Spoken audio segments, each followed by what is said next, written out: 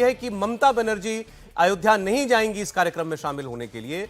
तमाम राज्यों के मुख्यमंत्रियों को निमंत्रण भेजा गया था। न्यूज एजेंसी पीटीआई के हवाले से यह खबर आ रही है जो हम आपके साथ शेयर कर रहे हैं कि ममता बनर्जी, ऐसी जानकारी मिल रही है कि वो इस कार्यक्रम में नहीं जाएंगी। कल ही हमने देखा था लेफ्ट पार्टीज की तरफ से एक बयान जारी किया गया था कि हम नहीं जाएंगे क्योंकि ये राजनीतिक कार्यक्रम बना दिया गया है। इसके अलावा बहुत समाजवादी पार्टी के एक सांसद ने कहा था कि हम उसमें बाबरी मस्जिद ही ढूंढते हैं, खोजते हैं, हमारे लिए वहां जाने का कोई सवाल ही खड़ा नहीं होता। अब ममता बनर्जी भी इस कार्यक्रम से किनारा कर सकती हैं, ऐसी खबर आ रही है। अब राजनीति ये लोग कर रहे हैं जो निमंत्रण पाने के बावजूद उस कार्यक्रम में नहीं जा रहे हैं, या ये कार्यक्रम वाकई जो है वो राजनीति से ग्रसित हो गया है। इसलिए हर्षवर्धन जी, हैरानी हो रही है पहले आपको क्या सुनकर कि ममता जी नहीं जाएंगी? नहीं, कतई हैरानी नहीं हो रही है। संकट ये है कि आपने जिस तरह से राम का विरोध किया है, अब कोई भी कह सकता है कि भाई राम का विरोध कहाँ किया, हम तो राम को पूजने वाले लोग हैं, हम हिंदू हैं, सबके राम हैं। लेकिन जो होता दिखा वो लोगों को याद है, वो सबके ध्यान में है कि किन किन पार्टियों ने क्या क्या बयान दिया था, किस तरह का व्यवहार किया था। अब दूसरा क्या है, लोकसभा चुनाव आने वाला है। अब भले यहां से हम बैठकर कह देंगे ममता जी को बड़ा दिल दिखाना चाहिए। अभी कल ही तो हम लोग कहानी कुर्सी की में क्या चर्चा कर रहे थे कि बंगाल में सबसे जो कहें कि मजबूत पक्ष अगर ममता जी का है वो है कि 27%, शायद इतना ही ना राहुल जी, 27% जो मुस्लिम मतदाता समूह है। तो आप ये चाह रहे हैं कि वो बड़ा दिल दिखाने के चक्कर में इतना बड़ा मतदाता समूह वो एकदम से छोड़ दे, ये नहीं हो सकता। दूसरा, आप वहां का एक कहें कि दृश्य की कल्पना कीजिए, वहां नरेंद्र मोदी बैठे होंगे, पूरी संभावना है कि सरसंघ चालक जी बैठे होंगे, योगी आदित्यनाथ बैठे होंगे, राज्यपाल महोदया बैठी होंगी, ढेर सारे संत बैठे होंगे। और जो कार्यक्रम की सूची गई है, मेरी जो जानकारी है कि सबसे बड़ा उसका हिस्सा वो संत हैं, यानी राम मंदिर की इस प्राण प्रतिष्ठा समारोह के सबसे बड़ी संख्या में आने वाले, जिनको आप अंग्रेजी में सेलिब्रिटी कहते हैं, वो हैं जो साधु संत हैं। और उसके बीच में विपक्षी नेताओं का मंच लगेगा। अब आप कल्पना कीजिए कि वहां वो किस तरह से जाएं, कौन सी भाव भंगिमा होगी, हर वक्त उनके कैमरे लगे होंगे, कोई पूछेगा सवाल, पता चला उसमें से कुछ निकल गया, तो मुझे ये अप्रत्याशित नहीं लगता। और राजनीतिक तौर पर उनका ये स्टैंड भी एक तरह से ठीक जान पड़ता है। अब ये मुश्किल जरूर है कि जिसको हम सुनते हैं, जैसे मैं अभी आज जब सुबह चला तो मैंने देखा कि सैम पित्रोदा जी का एक बयान आया, अभी दिखाते हैं, तो उसमें भी हमने यही देखा, यही वाला खतरा कि राम मंदिर उनको डरा रहा है। तो शायद ममता जी को भी वही डरा रहा है कि 24 का ये राम मंदिर कहीं देश की राजनीति को पूरी तरह से परिवर्तित न कर दे, इसलिए ममता जी नहीं जा रही। अप्रत्याशित नहीं है उनकी राजनीति। सैम पित्रोदा जी का आपने जिक्र किया, ओवरसीज कांग्रेस के अध्यक्ष हैं, कांग्रेस पार्टी के बड़े नेता हैं, राजीव गांधी के बड़े करीबी हुआ करते थे। वो आज से नहीं, पहले से कहते रहे कि भाई देश में मंदिरों की बातें होना, धर्म की बातें होना इतनी गरीब देश के अंदर क्यों जरूरी है, या क्या राम मंदिर हो जाने से बेरोजगारी, महंगाई सब दूर हो जाएगा, सबको नौकरी मिल जाएगी क्या? वही बात वो दोबारा कह रहे हैं, जरा सुन लीजिए एक बार। Too much importance given to religion. We are on wrong direction. When nation is all involved in Ram temple, Ram Mandir, Diya Jalao, okay, that bothers me. बात होती है हिंदू टेम्पल की, बात होती है राम भगवान की. This is not how you build a modern nation. And when the entire nation is hung up on Ram temple and Janmabhoomi and all this stuff, it really upsets me, bothers me. So religion is something very personal. Don't nationalize it. Don't use for political gains. If Prime Minister is spending time in temples all the time, it bothers me. Is Ram Mandir the real issue? Or Berojgari is the real issue? Is Ram Mandir the real issue? Or Mahanga is the real issue? Is Ram Mandir is the real issue, or the air pollution in Delhi the real issue? Sam Pitroda को ये बात अखर रही है कि इतनी चर्चा देश के अंदर राम मंदिर की क्यों हो रही है, और देश का प्रधानमंत्री जो है वो मंदिरों में क्यों जाता है, इतना वक्त मंदिरों को क्यों देता है, उसका काम नहीं है ये करने का। ये सोच कोई देश के अंदर नई सोच नहीं है। 2014 से पहले तो यही सोच हावी ही थी, और इसी सोच को आप कह सकते हैं टक्कर देने के लिए नरेंद्र मोदी आए थे। और आज वो जिस विचारधारा से आते हैं कि भाई इस देश के इतिहास में इसकी आत्मा से जुड़ा हुआ एक धर्म है, एक संस्कृति है, और आप अपने आप को अगर उससे उखाड़ फेंकेंगे, अलग कर लेंगे उससे, तो आप कहीं के नहीं रहेंगे, ना घर के ना घाट के रहेंगे। जी देखिए, मैं ये मानता हूँ कि भारत में जिसकी रूह में जो है या आत्मा में जो है वो धर्म बसता है, क्या वो किसी और देश या मैं कहूँ कि चीन की तरह क्या हो सकता है, जहाँ पे सरकारें धर्म को जो है कोई तवज्जो नहीं देती हैं या एथिस्ट उसको ज़्यादा मतलब आगे प्रोपगेट करती हैं? क्या ऐसा संभव है? क्या हमारा देश वैसे चल पाएगा? दूसरा, ये कहना कि बाकी देशों में या फिर वेस्टर्न कंट्रीज़ में ऐसा नहीं होता। वेस्टर्न कंट्रीज़ में भी चर्च को लेकर बहुत ज़्यादा आस्था है। वहाँ पे भी जो है वहाँ के नेता जो है वो चर्च के जब समारोह होते हैं या क्रिश्चियन समारोह होते हैं तो वहाँ जाते हैं। ऐसा थोड़ा कि वहाँ नहीं जाते हैं। तो ये कहना, ये सारी बातें जो है हमारे देश के संदर्भ में जो है वो सही नहीं है। हमने ममता बनर्जी की भी बात की थी बीच में, मैं उसी में आपको थोड़ा सा बात करना चाहूँगा। देखिए, अगर हम विधानसभा चुनावों की पीछे बात करें, ममता बनर्जी क्यों नहीं जा रही हैं? ये अच्छा होता वो जाती, लेकिन उनकी राजनीति शायद ये उनको नहीं मतलब उनके लिए ये सही नहीं होगा कि उनकी राजनीति ये इसको परमिट नहीं करती हैं।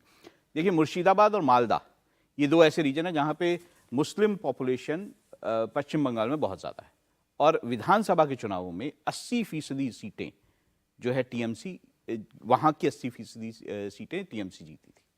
50% के आसपास शायद मुस्लिम पॉपुलेशन होगी तो ऑलमोस्ट।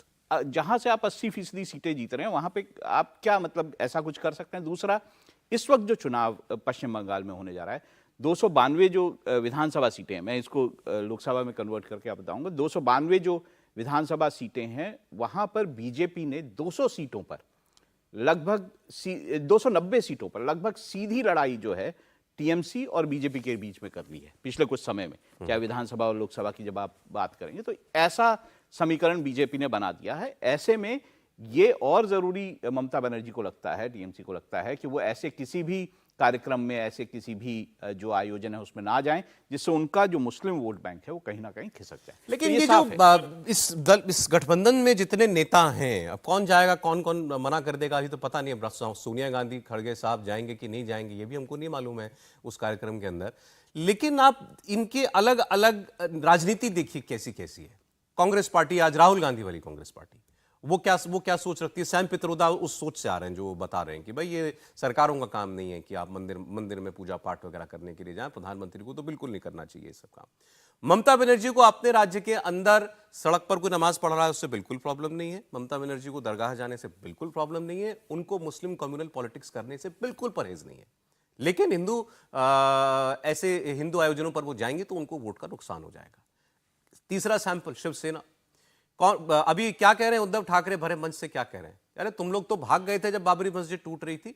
भाजपाइयों के लिए कहा उन्होंने कि तुम तो भाग खड़े हुए थे अयोध्या से। शिव सैनिक जब वहां हथौड़ा चला रहे थे, मंदिर का गुंबद, मस्जिद का गुंबद तोड़ रहे थे, तो बीजेपी वाले कहां थे? वो इसको गर्व के साथ ओढ़ रहे हैं कि हमने बाबरी मस्जिद तोड़ी साहब, और वो राहुल गांधी के पार्टनर हैं इस अलायंस के अंदर। सोचिए आप, मतलब कैसे मुमकिन हो सकता है ये?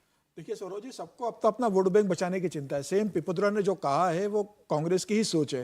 कांग्रेस जानती है इस बात को कि अगर सोनिया गांधी अगर जाएगी, राहुल गांधी जाएंगे या मल्लिकार्जुन खड़गे अगर जाएंगे तो जो मुसलमान वोट बैंक उन्हें लग रहा है कि कर्नाटक चुनाव से, तेलंगाना चुनाव से नहीं मिल रहा है, और उनको लग रहा है कि लोकसभा चुनाव में मुस्लिम वोट उनकी तरफ शिफ्ट होने वाला है क्षेत्रीय दलों से, तो वो बिल्कुल नहीं जाएंगे।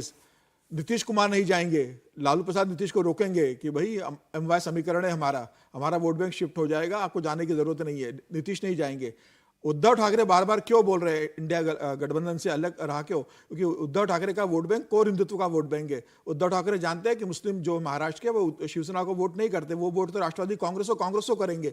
शिवसेना का जो मूल वोट बैंक है वो तो आक्रामक हिंदुत्व का रहा है, तो वो तो चाहते हैं कि अगर मैं जब तक राम मंदिर पर नहीं बोलूंगा मेरा वोट बैंक मेरे से जुड़ा रहेगा, और इसी कारण वो लगातार बोल रहे हैं, बताना चाहते हैं कि भले ही मैं कांग्रेस के साथ और राष्ट्रवादी के साथ चुनाव लड़ रहा हूँ भारतीय जनता पार्टी के खिलाफ, मेरा हिंदुत्व सबसे मजबूत है और मैं हिंदू का पक्षधर हूं।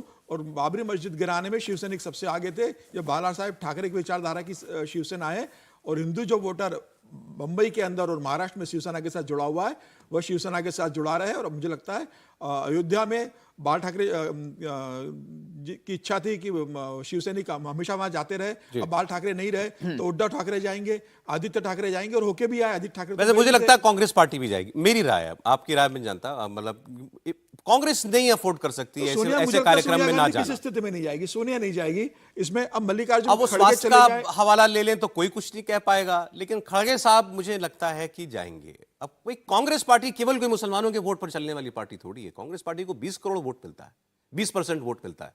नहीं, जाना ही चाहिए। लेकिन सौरभ जी देखिए, सत्यनारायण गंगाराम जी बोल रहे हैं, अभी सत्यनारायण गंगाराम जी जो सैम पित्रोदा हो गए हैं। एक सेकंड मैं भी सोचने लगा किसकी बात कर रहे हैं। ये अब मतलब क्या कहें, देश के बारे में जान लेते हैं। यहाँ तो आदमी थोड़ा सा 2 मुट्ठी चाउर, थोड़ा सा वही अच्छत कर लेता है, हल्दी लगा लेता है, सत्यनारायण कथा सुनता है, कहता है सब बढ़िया होगा। जीवन की जो मुश्किलें होती है वो भूल जाता है। और सत्यनारायण गंगाराम जी को अमेरिका जाना पड़ा। उनका दोस्त यहाँ का प्रधानमंत्री रहा, तब भी उनका ज़्यादातर समय अमेरिका बीता था। अभी भी वो इंडियन ओवरसीज कांग्रेस के चेयरपर्सन हैं। अभी वो ये बता रहे हैं कि महंगाई, बेरोजगारी, शिक्षा, प्रधानमंत्री क्या स्कूल लाइब्रेरी जाते हैं कि नहीं, साइंटिस्टों से मिलते हैं कि नहीं। अरे मिशन चंद्रयान विफल हुआ तब भी पीएम का ही कंधा था, वैज्ञानिकों का सर था, तब भी वही खड़े थे वहां रोते हुए वैज्ञानिकों को सहारा देने के लिए। जब सफल हुआ तब भी दुनिया के दूसरे हिस्से में थे, फिर भी वहां से तिरंगा लहरा रहे थे। जब स्कूल की लाइब्रेरी की बात आती है तो मॉडर्न से मॉडर्न क्लासरूम वो प्रधानमंत्री नरेंद्र मोदी पहले गुजरात में शुरू करते हैं, फिर देश के अलग अलग हिस्सों में शुरू कर देते हैं। पीएम जो अटल स्कूल हैं उनमें आप जाके देखिए किस तरह के नवाचार हो रहे हैं। अब सवाल ये है कि क्या ये सब आपको दिखता है? क्या ये आपको दिख रहा है कि मैं बार बार इसका जिक्र करता हूं कि जब ये लोग कहते हैं कि अरे ये तो कुछ हो ही नहीं रहा, ये जो नौजवान हैं जो 4 लोग 5 लोग मिलकर कंपनी बनाते हैं और 3 साल में कहते हैं जब तक ब्रेक इवन होगी कंपनी तब तक हम यूनिकॉर्न बन जाएंगे, यानी 7,000 करोड़ की कंपनी बना लेंगे। इनको नहीं दिखता है जब हमारे देश की विश्वविद्यालय वो अब दुनिया की जो अलग अलग विश्वविद्यालयों की रैंकिंग आती है उसमें उनकी स्थिति बेहतर होती जा रही है। जब हम दुनिया के सबसे ज्यादा इनोवेटर कंट्री हैं, अभी हम रिसर्च एंड डेवलपमेंट में सबसे आगे निकल रहे हैं, हम पेटेंट कराने लगे। हम जहां पीछे रहा करते थे, हमारी हल्दी कोई और लेके भाग जाता था, हमारी बासमती कोई और लेके भाग जाता, अब हम जीआई टैगिंग करते हैं। हमें पता है यूरोप में जाएगा प्रोडक्ट, आलू कहां है, कितने किलो का है, न्यूट्रिशन कितनी है, उसमें कैसे बना है, खाद कौन सी डाली, हम बता दे रहे हैं। और सत्यनारायण गंगाराम जी कह रहे हैं कि हम सिर्फ राम मंदिर के चक्कर पड़े। राम तो हमारी आस्था है। और देखिए ना, एक राम मंदिर आया, आज अयोध्या उत्तर प्रदेश को $1 ट्रिलियन इकोनॉमी बनाने जा रहा है। तो सत्यनारायण गंगाराम जी को थोड़ा सोचना चाहिए। और यही वाली सोच है जो राहुल गांधी को जाके लंदन में, हार्वर्ड में, ऑक्सफोर्ड में, यूरोपीय यूनियन के पत्रकारों के साथ बुलवा देती है कुछ न कुछ। तो गंगाराम जी को थोड़ा सोचना चाहिए, उनके माता पिता ने क्या सोच के सत्यनारायण भी रखा, गंगाराम भी रखा, थोड़ा तो कम से कम इनको सोचना चाहिए। लेकिन जैसे सैम पित्रोदा बयान देने से पहले सैम पित्रोदा जो बात कह रहे हैं, ये क्लासिक नेहरूवियन सेक्युलर थॉट है जिसको हम लोग किताबों में पढ़ते थे। ये वो उसकी बात कर रहे हैं। और ऐसा नहीं है कि मतलब जैसे कि सैम पित्रोदा कोई किसी भुलावे में आकर के ये बातें कह रहे हैं। सैम पित्रोदा इसमें यकीन करते होंगे तभी वो ये बात कर रहे हैं। जैसे ये वेस्ट का कॉन्सेप्ट है कि चर्च और गवर्नमेंट इन दोनों का मेल नहीं होना चाहिए, अलग अलग होने चाहिए, यानी धर्म और राजनीति बिल्कुल अलग होने चाहिए। तो उस विचारधारा को मानने वाले लोग हैं अभी भी देश के अंदर। सैम पित्रोदा उनमें से एक है। क्या वेस्ट में ये भी चलन है कि जो गवर्नमेंट है उसका जो प्रतिनिधि है वो चर्च ना जाए? नहीं, बिल्कुल नहीं है, ऐसा नहीं है। और क्या जब हम बात करते हैं कि सेकुलरिज्म की बात करते हैं तो क्या सेकुलरिज्म हमारे देश में ये था कि हिंदू जो है उनको जो हमारे देश के जितने भी संसाधन हैं उस पर उनका हक नहीं है और पहला हक किसी और का है? ये भी नहीं है। सेकुलरिज्म जो इस वक्त भारतीय जनता पार्टी कहती है वो ये कहती है कि आप अपने धर्म का भाई आप अनुसरण करें, कोई रोक थोड़ा रहा है आपको। आप अपने एक धर्म का अनुसरण करें और जो देश का चीजें हैं, जो देश के संसाधन है, उनका प्रॉब्लम है कि राम मंदिर जैसी चीज, राम का मंदिर एक नेशनल प्रोजेक्ट नहीं हो सकता, एक राष्ट्र का प्रोजेक्ट नहीं हो सकता। इसमें तो सारा चंदा जो है लोगों का दिया हुआ है। सिर्फ चंदे की बात नहीं, थॉट के लेवल पर कि भाई पूरा देश जो है राम मंदिर के अभियान में लगा हुआ है, ये ठीक नहीं है देश। लेकिन ये बताइए, मैं तो एक लाइन जोड़ता हूं जो अभी राहुल जी ने कहा, उस सवाल का जवाब सोचना चाहिए लोगों को।